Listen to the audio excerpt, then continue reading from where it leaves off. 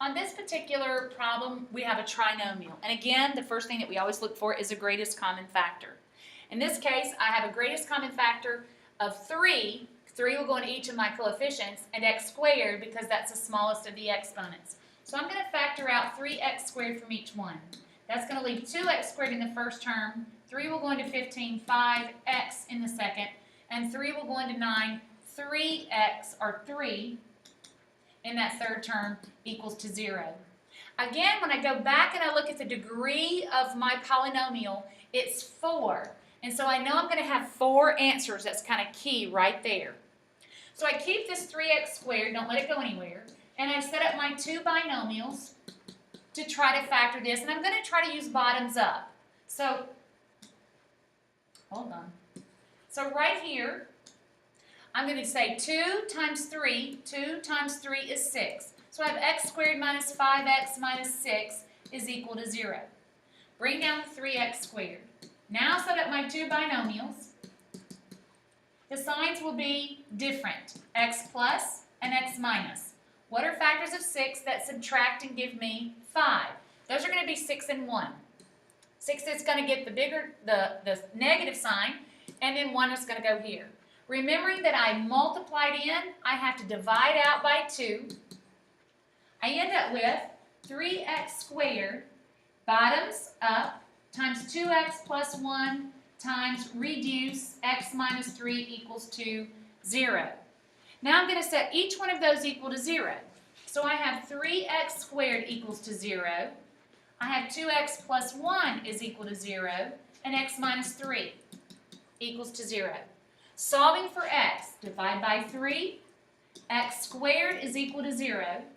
So I have 2x is equal to negative 1. X is negative 1/2. Adding 3 to both sides, x is 3. Now when we go to write our final answer, here's what we have. The smallest of these is negative 1/2. Least to greatest, negative 1/2. But I have 0. If you notice, it's twice x squared. So I have 0 with a multiplicity of 2. 0 with the multiplicity of 2. Then I have another root or another answer, and it would be 3. So here's my final answer, negative 1/2, 0 with the multiplicity of 2, and 3. For the next example, I have another trinomial. I'm going to look for the greatest common factor. Between 9, 5, and 4, there's not one. But between the x's, there's x squared. So I'm going to factor out the x squared. And that's going to leave 9x squared minus 5x minus 4, and I really meant for that to equal to 0. So here I'm setting this equal to 0. Can't have 2 equal signs in the same problem. And I'm going to go back and just kind of remember that I'm going to have 4 answers. Again, that just reminds me that I need to look for those 4 answers. So I'm going to do bottoms up. 9 times 4 is x squared minus 5x minus 36 equals to 0. Set up our 2 binomials. The signs will be different, x plus and x minus. What are factors of 36 that subtract and give me 5? That's going to be 9 and 5. 9 gets the bigger number, 4 gets the smaller.